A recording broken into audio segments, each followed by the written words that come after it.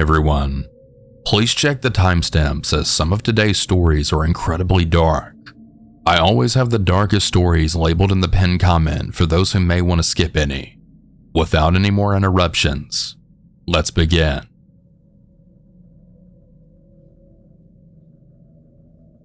The story took place back in April during a visit to my home country, Pakistan. I'm an 18-year-old girl born and raised in the UK. My dad had been wanting us to visit his parents back home for a while. We hadn't seen them since 2008 when I was only 2 during my aunt and uncle's wedding.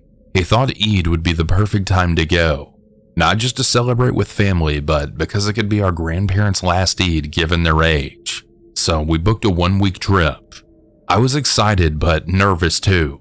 I didn't remember much about flying or being in a different country. Before the trip, my mom gave me and my sisters a heads up. The men over there aren't like the men in the UK. They stare. A lot. It'll make you uncomfortable. We all just laughed it off, not thinking much of it. But my mom couldn't have been more right. We arrived in Pakistan and we were warmly welcomed by family. With Eid only a few days away, shopping was a must. So my mom, aunt, and sisters and cousins and I headed to a nearby bazaar. For those who don't know, a bazaar is a busy South Asian marketplace where you can find everything from clothes and jewelry to food and trinkets all in one place. The one we went to was crammed with tiny shops packed side by side, barely enough space to walk and absolutely swarming with people, especially men. We stopped at a clothing shop right near the entrance. The selection wasn't great, so my mom and aunt decided to check out a few other shops nearby. That's when my sister, let's call her Yasmin, and I noticed a man. He was standing by the entrance on the phone, but staring at us with this intense, unnerving look. We brushed it off and tried to catch up with the rest of the group, getting jostled by shoppers and kids racing past. To escape the crowd, Yasmin and I ducked into a nearby store while keeping close to where our mom was. But then, we saw him again, the same guy now following us. We told each other that it was probably nothing and even joked about it, but something about him just stood out. While most of the men wore traditional shalwar kameez, this man looked like he was part of some sketchy business. Navy blue blazer, deep purple buttoned-up shirt, matching pants, slicked back hair, and a perfectly groomed beard. He looked too polished, too out of place for a busy bazaar. As we moved from one shop to another, he kept trailing us. We tried staring him down to send a clear message, back off, but no matter where we went, he was there, always pretending to be on the phone but never actually speaking. We eventually told our oldest sister, let's call her Zara, and to our surprise, she already knew. She said she didn't want to alarm us, but what she said next gave me chills. She had seen him outside the bazaar before we even entered, meaning he had followed us in. Not only that, but she noticed he had 2 phones. My mind instantly went to sex trafficking. Everything started to click. The fake phone calls, the odd behavior, his unnatural presence. Yasmin and I were officially on edge. We told our mom, who immediately cut the trip short. She and our aunt agreed to wrap up shopping and get out of there. Outside, while my little cousins were being treated to ice cream, I spotted him again. He passed right behind me. And as he did, I felt it. A light, sickening touch on my upper thigh. I froze. He walked off like nothing happened and approached a group of men on motorcycles. I don't know what he said to them, but suddenly all 3 of them turned to look directly at me and my sisters. I was furious. Every part of me wanted to scream to confront them, to punch the smug expressions off their faces. But instead, I turned to my sisters and mocked them loudly, trying to shake it off. They laughed along, but the staring didn't stop. I wanted to seem calm in front of my family, but my eyes burned, and not from the heat. Finally, my uncle arrived in his little rickshaw. There wasn't enough room for everyone, so my mom told me and my sisters to go ahead without her. I didn't want to leave her behind. I felt like I was abandoning her, but she reassured us. "You're being dramatic. Another uncle's coming to get me." When we finally got home, there was a major sense of relief. Yasmin, true to her nature, started cracking jokes about the whole thing. I laughed along, but inside, I was still reeling. That man had followed us through a packed market, stalked us silently, touched me without fear, with my family just a few feet away, and had the audacity to make it seem normal. Even now, weeks later, I can't shake how close it felt, how real the danger was, how easily things could have gone differently. This is the second encounter, Eid day at the Funfair. Unfortunately, my unsettling experience with creepy stalkerish men didn't end at the bazaar. Just a few days later, on the first day of Eid, a day that was supposed to be filled with celebration, laughter, and joy, it happened again. That evening, my little cousins were eager to go to their local funfair. Wanting them to enjoy themselves, we all agreed and headed out as a group. But as soon as we arrived, I noticed something odd. There were far more grown men than children there.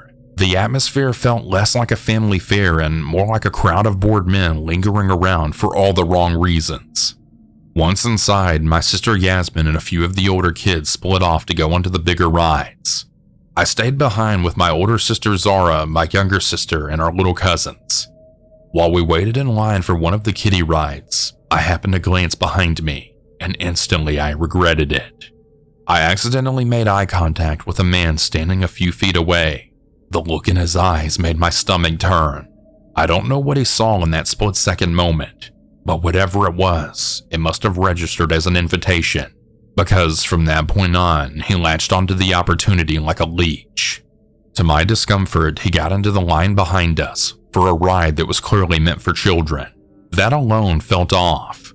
My sisters climbed into one of the little spaceship-shaped cars, and to no surprise, he sat down in the one right behind them. I chose not to go on. I wasn't in the mood for rides, especially not with that man so close. As the ride started up, my eyes were glued, not to my sisters enjoying themselves, but to him. He didn't blink. He just sat there, eyes locked on me, almost like he had timed it so I had to look his way. My entire body was tense. The fun, festive atmosphere around me felt distant, irrelevant. All I could feel was that piercing stare. When the ride finally stopped, I quietly pulled Zara aside and told her what was going on. She looked over, and she saw it too. He was still staring. She tried to reassure me. "He's not going to do anything," she said calmly, but her words didn't help much. I wasn't expecting her to cause a scene or confront him, but I needed more than empty comfort. I needed to feel safe, and I didn't. Even when he tried to subtly duck out of view, I could still feel him watching me. Every time I looked around, somehow he was still there, lingering, hovering, stalking. Eventually, I was persuaded to go on one of the more gentle rides with my little sister, just to take my mind off it.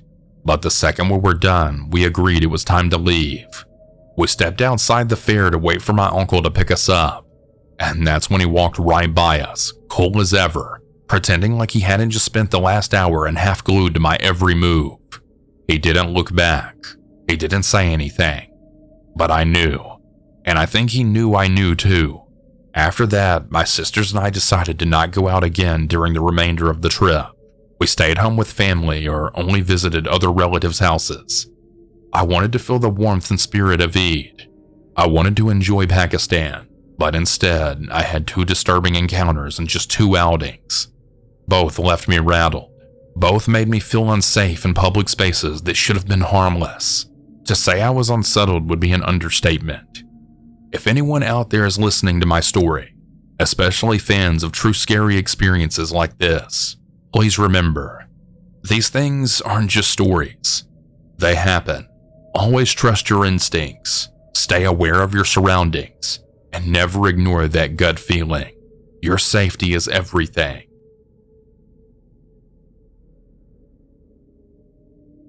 I'm a 20-year-old girl in college.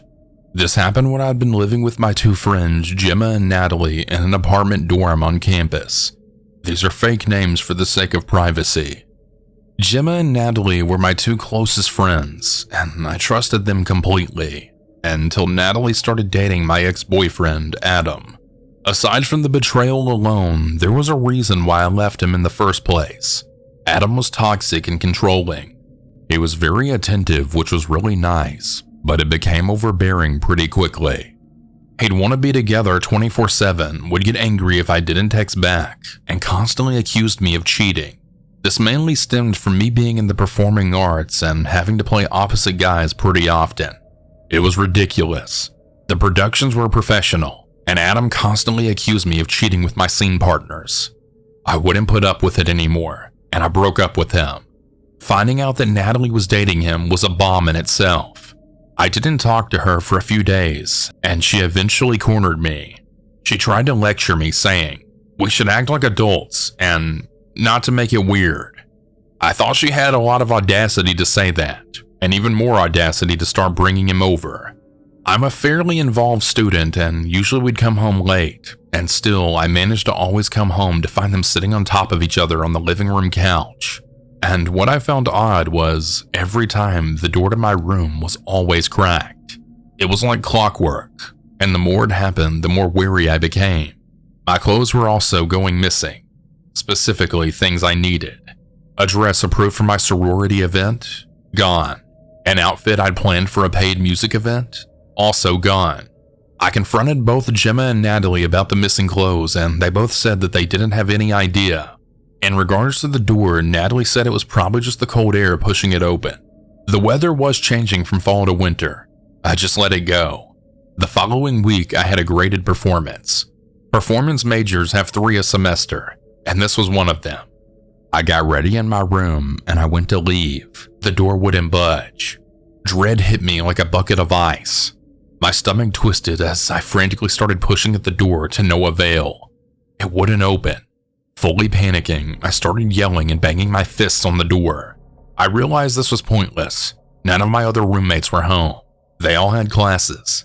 Shaking, I decided to call campus security for help. They sent someone over in 10 minutes. I heard our apartment door open and footsteps enter. From the other side of the door, the security guard told me the strike plate was slightly misaligned, just enough that the latch had caught when the door closed. "Happens sometimes," he said, loosening the screws and shifting it back into place.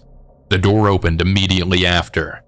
I was still worried about missing my graded seminar, but the security guard informed me that he'd logged the incident and it would be excused by my professor. While I was relieved at that, I was still furious. This had never happened before, and I found it incredibly suspicious that it only happened when I had to be somewhere important. That's when it hit me. I keep a calendar on our shared fridge, so anyone in the common space can see it. Someone did this deliberately. I went into the kitchen and tore the calendar down. When Gemma and Natalie returned, I was angry. I told them about what happened, and they both looked shocked. Gemma offered to check all the doors, but Natalie said I was overreacting, that this sounded more like anxiety and paranoia. That stung. I have a diagnosed anxiety disorder, which they're both fully aware of. Well, on the calendar visible to everyone, it says final seminar. I snapped. It's a little convenient that it happened when I had a graded assignment, and that my clothes are still going missing? How is that anxiety? Do you have something to admit, Natalie? You think I did this? You're really trying to make me into the villain just because you can't handle the fact that your ex moved on? Or does your messed up brain think he's doing this to you?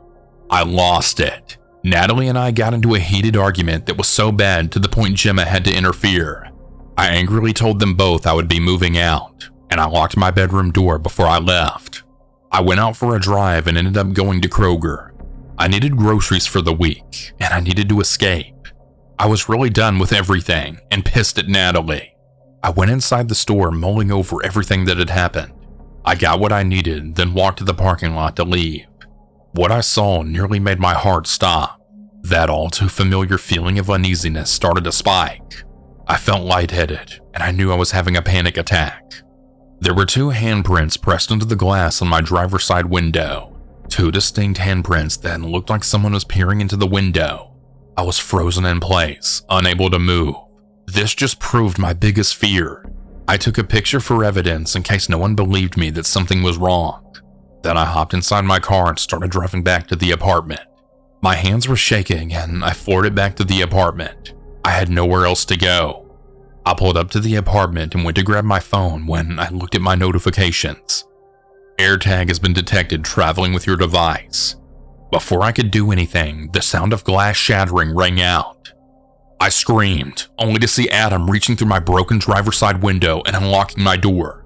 He had this crazed look in his eyes as he yanked the door open and grabbed me out of my car. I was screaming at the top of my lungs. He looked furious.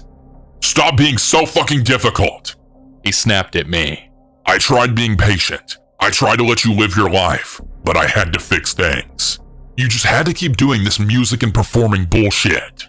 I remember I was shaking violently, sobbing so loud my throat felt raw. "Shh," he said, trying to soothe me. "I wouldn't do this if I didn't love you. You need someone to help you when you spiral." I kept trying to thrash against him, but he seemed to get angrier the more I attempted to get away. Across the street, I heard yelling, and I saw a man running towards us. "Hey, let go of her!" the man yelled, running over. "Hey, we're fine. I'm just fighting with my girlfriend," Adam called back, tucking me closer. "I already called the cops," the man yells, approaching us at a full sprint. Adam dropped me like it burned him, and he sprinted off into the darkness. The man came over to see if I was okay. Once I got an accurate look, I saw it was an upperclassman. He looked older and was incredibly concerned. He asked me if I was okay, and I told him everything. That was my ex-boyfriend, and I had suspicions he had been stalking me, and it all escalated tonight. The cops soon arrived. The guy really hadn't been lying. I talked to them and explained what happened. They documented the broken window and had asked if he'd broken it with his hand. I told them yes, and I showed them the ear tag still on my car, which they took in as evidence. They eventually found Adam. I filed a restraining order against him, and the university issued me an emergency relocation, so I was no longer living with Gemma or Natalie.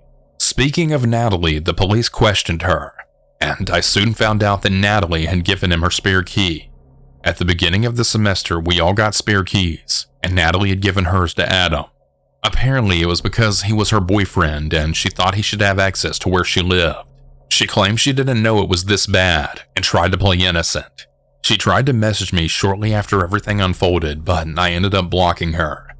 I had no intention to speak to her again. Gemma, on the other hand, ended up moving out as well. She didn't want to live with someone who actively put her roommate in danger. Things eventually did calm down, but the whole thing left me pretty shaken. I've grown a habit of constantly checking the door locks before I go to sleep, especially to my own bedroom, but I think things have gotten better overall, and I make it a point to prioritize my safety.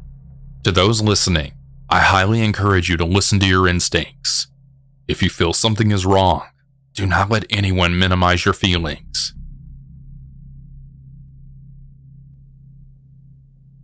My story starts out back in March 18th, 1995. I'll never forget the date or what happened to me that day. Over the years, I've pushed it out of my mind, and I really don't dwell on it, but I never expected any of the events of that day would come back to haunt me almost 3 decades later. A friend suggested I write it all down as a way of dealing with it, so here goes. March 18th, 1995. I was a 17-year-old high school senior. I desperately wanted a car, but unlike the majority of my friends, my parents weren't going to give me a car. My parents and I made a deal, the same deal they'd made with my 3 older siblings. If I saved money to buy a car and pay for 6 months worth of insurance, they would match the amount. My plan was to save $1,500 because at the time, with their agreement to match, $3,000 would buy me a pretty decent used car. This meant getting my first job. I was working at a party store for about 8 months. I was there almost every day after school and worked all day on Saturday and Sundays. We sold party supplies, but our main business was balloons. Balloons for birthday parties, weddings, graduations, you name it. It wouldn't be odd for us to blow up 1,000 balloons on a Saturday or Sunday. For that reason, employees would get to work about an hour before the store opened to get started on the early pickup orders. The majority of the employees that worked with me were in their 20s. I was the youngest, but after about 4 months there, I'd been entrusted with keys to the store and the responsibilities of opening and closing. I was pretty proud that they'd think so well of me to give me the responsibility so soon after starting, but I soon realized that it was a way for those in their 20s to leave early or come in late. I didn't care, because at the time, the more hours I worked, the closer I was to getting a car. On this particular day, a Saturday, I had been informed no managers were coming and my coworkers might be a little late. The previous day was St. Patrick's Day, and they'd all be out late partying. I checked the schedule the day before and there was a 10 a.m. pickup and a 10:15 a.m. pickup. The store opened at 10 a.m. and knowing I'd have little to no help that early, I decided to get there at 8:30 to get a head start. I lived about 6 blocks away and walked to work. 2 blocks from work, I stopped at McDonald's to pick up a hot chocolate and breakfast sandwich. It was March, but the weather had been pretty nice, so I remember wearing a jean jacket and a Nirvana in Utero t-shirt. It was chilly as I was walking to work, but I believe the weather report must have said it was going to get warmer. They gave me an excuse to wear the t-shirt I'd gotten the previous weekend as a birthday gift for my older brother. This was the only day I'd worn this shirt, and this detail was important later on. I got to work, unlocked the door, and let myself in. Going through the door, I almost dropped my hot chocolate and spilled it over my hand, burning my fingers, but I didn't have time to really react. There was an alarm behind the register, and you only had 30 seconds to turn it off. So I rushed in, set my drink and food down on the counter before going behind the counter to punch in my code. I made the mistake of screwing up with the alarm code my first week of opening duties, and my manager totally flipped out because the police showed up. After I shut off the alarm, my hand was still stinging from the hot chocolate I'd spilled, so I grabbed my stuff off the counter and headed towards the back room. In the back, there was an employee break room, an area where we kept extra stock items, a manager's office, and a bathroom. I put my things down and headed to the bathroom to wash my hands. I came out of the bathroom, took off my jacket, and was just about to sit down and eat my breakfast. I looked down at my beige t-shirt and I realized hot chocolate had dripped on it. Annoyed, I got up to go wash it off in the bathroom when I thought I heard a beep. There was a beeping sound anytime the front door opened. Maybe one of my coworkers came through and showed up early to help out with those orders? I yelled out, "Hey, I'm back here!" No answer. I waited. I didn't hear anything. I called out, "Hey!" No response. Suddenly it hit me. I was so concerned about getting in and spilling my drink, I didn't remember locking the door. Great, I thought. Was some customer inside thinking we were open? I walked into the store and looked around and I saw no one. I said, hello? But no answer. The lights were out. The only light was coming in from the windows outside. Maybe someone realized we weren't open and left. I walked to the front and looked down each aisle and saw no one. I got to the door, pushed, and it was open. I cursed myself and immediately locked it. I turned around to head to the back room. I made it to the back wall and turned to head for the back room when I was suddenly pushed to the ground from behind and someone was now on top of me. I was stunned. I know I screamed at some point, only because the ladies who worked at the Supercuts next door told the police that's what alerted them something was wrong because they were walking past our store from the parking lot. The person on top of me covered my mouth and said, "Hey, don't scream." I was frozen. I felt something cold go into the back of my shirt, and I heard him say, "Relax, relax." At the same time, the store phone started to ring. The obnoxious loud chirping was echoing so loud, but I was hoping it would scare him away, but he stayed on top of me. I think that's when I started to cry, and then I tried to kick and move, but I wasn't going to be able to get to it.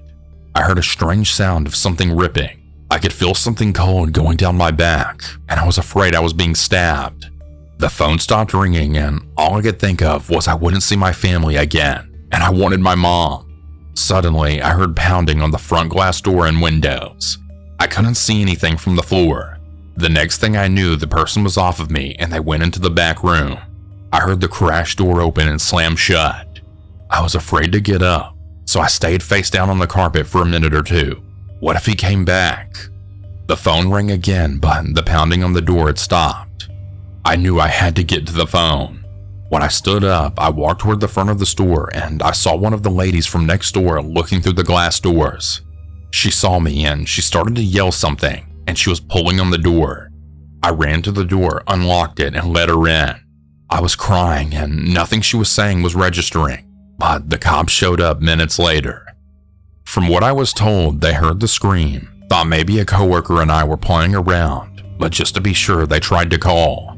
Their manager had seen me walk past their store about 5 minutes prior, and she knew I was inside, but she hadn't seen anyone else come in and assumed I was alone, as I was most Saturday mornings. When I didn't answer the phone, they walked over to check on me, and they could see part of my legs and feet in the back of the store. They were banging on the door, not sure what was going on. When I didn't come to the door, they went back next door, and one called the police while the other tried calling our number again. The police interviewed me. They called my manager and parents. Everyone pretty much came all at once. I remember my mom brought me a sweatshirt, and I remember wondering why she would bring me a shirt and saying I didn't need it. Finally, the police officer pointed out that the shirt I was wearing had been cut open, more than likely by the scissors that were on the floor in the back aisle. I then realized that was what I felt on my back. I had to give my shirt to the police as part of the evidence. I wasn't a good witness because I saw nothing. There were no cameras in the store or outside the store. They dusted the store for prints. I remember seeing black powder on the front and back door. No one was ever arrested though. My dad checked in with the police department almost every week for 2 months, but they made it clear they had no leads. I stayed home for about a week. I gave up keys along with the responsibility of opening and closing the store. I only worked on weekends, so I would leave when the store closed early. I didn't want to be there after dark. I started college that fall, left the party store, and got a part-time job as a bank teller. It took a long time for me to stop jumping at shadows. Fast forward 3 decades later. I still work at the same bank. Well, it's the same bank building, but the bank has changed ownership 4 times over the last 30 years, and I'm now a branch manager. Last October, a man walked into the bank that said they were looking to change banks and wanted information on our checking accounts. We spoke for about 5 to 10 minutes, and during that convo, I learned that his name was Mike. After a while, he said, "You look familiar. Are you from Chicago?" I told him I've lived here all my life. He asked where I grew up and where I went to school. I told him I went to Taft High School. He said, "That's crazy. So did I." I asked him when he graduated and what his last name was. He didn't tell me his last name, but he began mentioning names of people I knew and I had hung around with. It's wild how many of the same people we knew, but I felt bad for not remembering him. We talked about teachers, including the football coach who taught typing class. After a bit, he said he had to go, but he mentioned he always wondered what happened to me. I didn't know what to say since I couldn't remember him, so I said, "Well, it's a small world, 'cause here we are talking all these years later." There was an awkward silence, and he suddenly stopped smiling, and then he said, "You don't remember me, do you?" I felt uncomfortable and I felt bad, so I just said, "I'm sorry, I don't, but that was so long ago. I don't have the best memory." He didn't say anything, but just kept looking at me. I laughed and said something along the lines of, "Well, I hope you decide to open your account with us and we'll have more time to catch up." And I handed him my business card. He didn't really say anything in response. I sensed he was annoyed or angry. He got up from the chair and headed for the door. I walked toward the door with him and said something like, "It was great chatting with you, Mike. Hope to see you soon." When we got to the door, he then stopped and said, "The thing I always remember about you is wearing a Nirvana in Utero shirt. Weird, huh?" He walked out and I thought, seriously? It took about 10 minutes to hit me. I wore that shirt once. I had a full-blown panic attack at work. I couldn't even drive home. I called my husband freaking out, and he said to Uber home and he and my son would come get my car later. I went home and went through the yearbook, but I couldn't find Mike. There were a couple of guys that sort of looked like him, but they weren't named Mike, and what could I really tell the police about something that happened 30 years ago? My husband and kids say that I'm not overreacting, but they might just be trying to make me feel like my fears are justified. I don't know, but I started carrying pepper spray, and I never walked to the parking lot without a coworker. I'm constantly checking to see if Mike is around wherever I go. I haven't seen him since.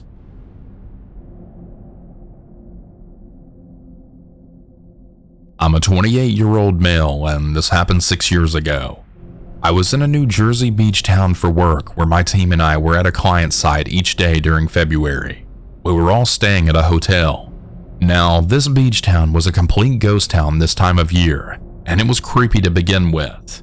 I had been out to get food the previous night, and there was an eerie silence about the town with all of the beach shops being closed down and seeing almost no one anywhere. The second night I get off work at 9 p.m. as it's our busiest time of the year. Having been in a small conference room at our client site for 12 hours that day, I wanted to get outside a bit and get some food. I leave my hotel room around 11 p.m. and decide to drive to Wawa. Again, there are basically no cars on the road anywhere, and it's just a strange feeling overall. These towns are usually very busy and full of life in the spring and summer months of the year, but I had never really been in a Jersey beach town during the winter like this. I eventually get to an intersection and see a large van with a large man driving. He stared directly at me with a scary look for the duration of the light, and I started to get nervous. This was maybe the second or third car I had seen on the road while making this 10-minute drive to Wawa. By the way, Wawa is a gas station for those unaware. I go straight when my light turns green and he turns right, following directly behind me, tailing my car extremely closely. Alarm bells start going off in my head, but part of me's thinking this can't actually be happening. Like, what are the odds? Me being nervous, I test to see if he's actually following me and turn into a random small gas station with one car in the parking lot without putting on my signal or anything. Sure enough, he pulls in as well. I park my car to the right of the one car sitting in the parking lot, and he parks to the left of the car. I wait there for about 30 seconds to see if the man is going to get out of the car and go inside the gas station. This would have confirmed to me that maybe it was all in my head. However, he doesn't get out of his car, and he keeps his car running. I back out of the parking spot and start driving the opposite way very fast, and I see him in the process of doing the same. After about a minute, a cop pulls me over for speeding. I don't think I've ever been so happy to be pulled over. I considered telling him what had happened, but I thought he would just think I was crazy. He let me off with a warning, thankfully, and the guy following me was nowhere to be seen. I get back to my hotel, and to my horror, I see the exact same van waiting there in the parking lot. It was so late and I needed sleep, as I had another 12-hour workday the next day, so I parked quickly in a spot closest to the hotel entrance. I heard his door open as I ran into the hotel, not looking back. Thankfully, the man did not enter the hotel as there were staff right at the desk inside the entrance. I never saw the man again and ended up eating hotel food every night the rest of the week I was there. To this day, I have no clue what that man's intentions were, but they couldn't have been anything good.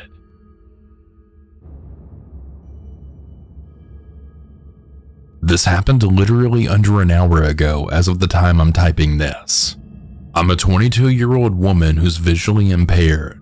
My vision makes it difficult for me to see images, videos, GIFs, and all that. And people have to describe images to me when they send them.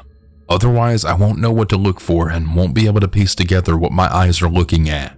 But sometimes it's unfortunately too easy for me to understand images. This information is important later. I was in a Discord call on a YouTuber server with a few people, just talking about random stuff. Someone in the call left, and right after, I got a friend request.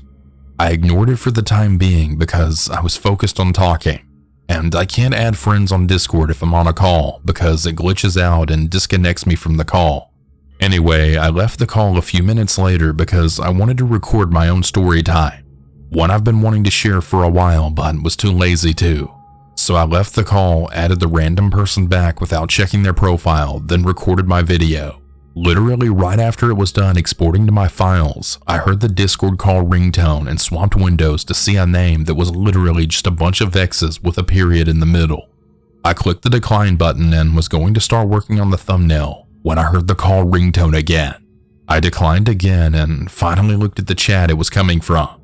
To my complete shock, I saw literally a dozen groups that I'd been added in. Also, side note, given my visual impairment, I'm always zoomed in into my screen, so I can't see the full screen all at once. So I started reading the chat as fast as I could, and these two randos I wasn't even friends with were pinging me and demanding I join the call. They were saying things like, I know what you did, Tabitha. Join the call right now. And sprinkling in some threats as well. I'm a stickler for drama, even though I was being spam called and spam added to groups, so I started responding to them, kind of going off and cursing at them. I know I should have just blocked them and removed myself from the group chats, but like I said, stickler for drama. Remember when I mentioned how I struggle to see images? Well, not this time. These people kept pinging me and sending images, videos, and gifs of people jerking off, which made my stomach churn. At this point, I was already shaking almost too much for me to type, as I get very easily overwhelmed if there's too much going on. I tried to leave as many groups as I could, but for each one I'd leave, I'd be added to 2 or 3 more. I eventually realized that this started happening right after I added that random person back. So I went to their DM and asked them if they were the ones spamming and harassing me. Then I sent another message saying, "If so, fuck you." They responded simply with, "What?" And I explained what was going on. They then asked me if they were adding me to the group chats, and in all honesty, they weren't. So I said, "No, but this all started happening after I added you back." I then went off in their DMs and went into the settings trying to figure out how to disallow messages from anyone, whether I have them friended or not. Discord recently updated the user settings menu, and I couldn't find how to turn off messages from everyone. That only served to make me panic more, and I was going into a full-blown silent, barely able to breathe panic attack. I was shaking so badly at this point, and my heart was pounding. I also have a condition called nystagmus, which means my eyes move uncontrollably. My nystagmus was getting worse, which happens when I'm experiencing intense emotions like joy, anger, pain, etc. I eventually went into the general chat of the YouTuber server and responded to someone who mentioned me asking how I was doing. I said I was okay aside from currently being harassed and having a panic attack. Some random person whose username was Rot asked what happened, and I explained briefly. All the while I was going back and forth between the server and the person I added back, who I'll call Hello since that's what their username was when they added me, and I'm not going to say what they changed it to. This person named Hello started threatening to have me swatted, spam pinging me, and sent me 30 of the same image of an old man laying down and doing something with himself that doesn't take a lot of brain cells to guess. I started to feel sick and started going off on this asshole, cussing them out and calling them out on their bullshit. My address isn't anywhere online, and I'm 100% sure about that. I watched my friends in Discord calls, with my permission of course, try to find me on websites, and the address they find isn't anywhere close to mine. It's not even a residence. It's an office that my mail goes to, but this rando didn't have my last name nor my address. They were already telling me to look out my window and see what's out there in 30 minutes. Guess what? It's been over an hour and nothing. I kept being mentioned in the YouTuber server, spam added to groups, and spam called. I was in user settings trying to change the people who can message me from everyone to only friends, and couldn't figure it out at the time because Discord gave the user settings a lobotomy, so the menu looked different. I had to exit settings so I could turn my status, which is usually online, to do not disturb so I could ignore the calls. I eventually asked around to have random people not be able to message me, and finally I found the setting and switched it off. Then I went and told Hello that they're full of shit and I was going to block them. The last thing I saw before blocking them was, "Obese bitch, get a job," with no punctuation. I finally wasn't being added to group chats anymore. I managed to calm down and remove myself from the ones I've been added to and block as many accounts as I could. And that's the end of that. Guys, don't add people that you don't know back, or anyone who doesn't have mutual friends or servers with you. Be careful who you do add, even if they do have mutuals with you.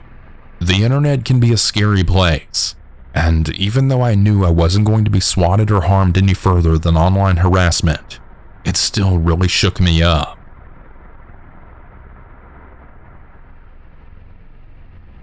My grandparents are Dutch immigrants in New Zealand, and in the 1970s they had a caravan that they took out camping to a rural part of the North Island for a little family fun camping trip. My mom and siblings would have been 10 or younger at the time. They were way out in the middle of nowhere near a lake in the rainforest, and after the kids had gone to sleep, my grandparents had stayed awake a little while just reading, etc. while having a cup of tea. They started hearing strange noises, like footsteps outside and twigs breaking. Maybe a hushed voice, but they thought they were going paranoid. They were getting a bit freaked out at this point, but assumed it was nothing and they'd be safe. Grandpa told me he couldn't go to sleep and suddenly heard a definite footstep right outside the caravan door. He peeked out of the window of the caravan and it was completely pitch black and no moonlight whatsoever, but he could see the glowing cigarette of what must have been a pretty tall man standing right at the door of the caravan. He could still hear the other footsteps too, even though whoever was smoking the cigarette outside the door was standing dead still. He told me he'd never been so scared in his life, but that he had to do something because he and his wife and 4 little kids were sleeping inside the caravan, and so he grabbed his butcher knife. He was a butcher by profession. Lord knows why he had it on a family camping trip.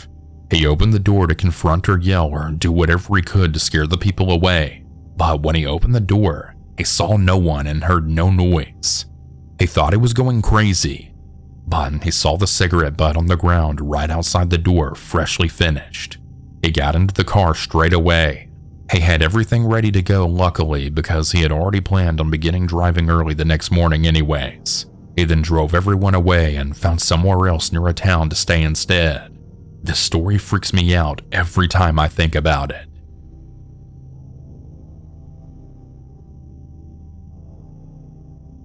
I was 16 at the time and I had barely just got my license.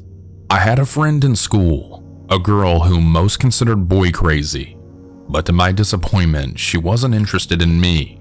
A typical popular good-looking girl who was into jocks and I was the nerdiest kid in the class. But we were very close and she would tell me all of her struggles and then delete the messages, mostly because the guys she liked were very possessive.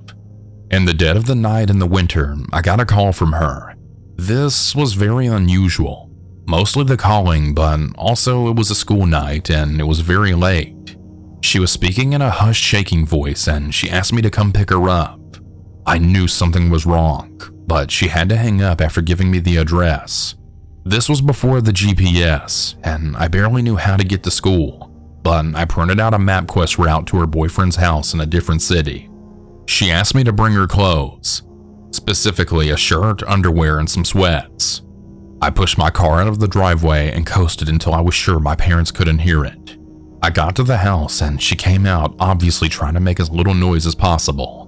She was naked, makeup smeared from crying, hair matted. She got in the car and told me to take off, and then she put on the clothes. I asked her what happened, and all she could say without breaking down is she went to her boyfriend's birthday party, and then woke up like this with no memory. She woke up in the middle of the room with all his friends and him also naked. I took her home and snuck back into the house 2 hours before I had to get up for school. We never spoke of it again. I didn't think much of it then, but 17 years later, I have my own kids and a daughter who's the light of my world, and I can't tell this story without crying. She's been married now with kids to a seemingly good guy for a decade. We don't talk anymore, but I still check her Facebook from time to time, and I really hope she's okay now. A female friend in college disappeared from a party at another university in the city town 25-ish miles north of our school. She had arrived with another friend who I believe had driven. At some point, she had split off to play cornhole or something and was later inexplicably gone. Phone calls went to voicemail, the police were called, but she was simply missing. About 10 days later, she was found by a homeless man who had witnessed her crawling up to a bus stop in the city begging for help. She had a broken leg and an arm, and she was in very bad shape. At the party, she had her drinks secretly drugged and was then led off by a group of men into their vehicle.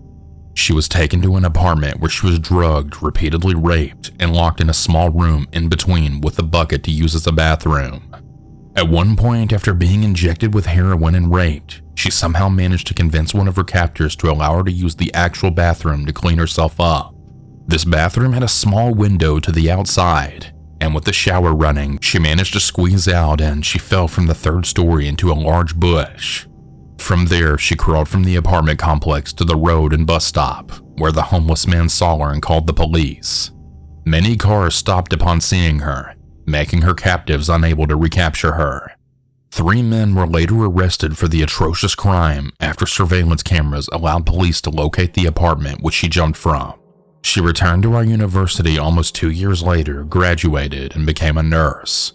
She was obviously traumatized, never partied again, carried a gun everywhere she could, and somehow moved on with her life. It was a terrifying tale none of us ever forgot. She was an 18-year-old freshman when the incident happened.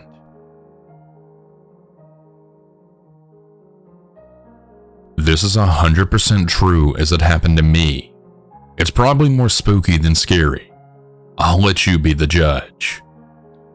Many years ago, before there were cell phones, we had these things called pagers strapped to our hips. Yeah, this was a while ago. Someone would page you with their phone number and you would call them back when you got to a phone. As an uncalled technician working in the audio-visual field, my pager would go off all the freaking time. Like most people who use pagers, our clients knew that if you followed up your number with 911, that would indicate to the technician to stop what they were doing and call right away. Although I was always busy, I rarely ever got 911s. One afternoon, traveling from Orlando to St. Petersburg via Interstate 4, my pager goes off with a number I don't recognize, followed by the 911. I find the first exit and pull into a little truck stop looking place outside of Plant City to use the payphone. This takes maybe 3 minutes tops. I walk in, ask for some change, and head to the wall where there are 4 payphones to choose from. I pop my quarter in and dial the number displayed on my trusty pager. It rings, rings, and rings. I'm thinking to myself, what the hell? Who would page me with a 911 and not answer their phone? It's just about then that I notice another ringing sound in addition to the one in my ear. I pull the handset from my ear and 2 phones over on the wall. Another payphone is ringing, but with an incoming call. I hang up my headset and the ringing stops on the other phone. I walk a few paces over, pick up the handset, and look at the phone number printed above the buttons. I look at the number on my pager. I look at the number on the phone. I look at the number on my pager again, and I look at the phone again. Except for the 911, they're identical. I kinda lose my breath for a second and then make my way over to the girl at the counter and ask if she saw anyone use the payphone. She said that I was the only person in the store in the last hour. The whole episode probably took 15 minutes, but man, I was freaked out. The hair on the back of my neck was standing straight up and I just wanted to get the hell out of there. I got about 10 miles down the highway and came upon a scene that looked like a bomb went off.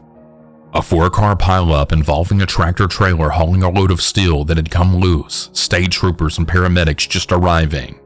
I pulled over to the side and helped the best I could, but it was all pretty much over once it began. I have no idea why I got that page or from whom or what, but I'm convinced that if I hadn't, I would not be alive to write this today.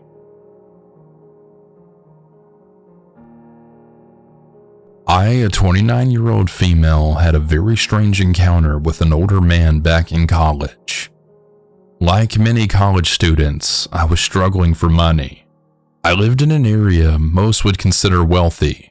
It was a very popular tourist destination for rich families.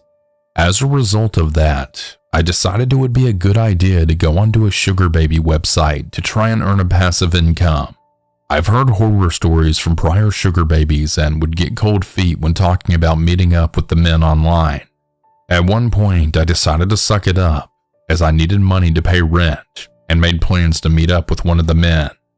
It was nothing extravagant, just a trip a few hours out of town to a popular hot spring. I was still nervous and extremely cautious as the trip approached, and made sure all my friends had my location and all the information about this man in case something were to happen.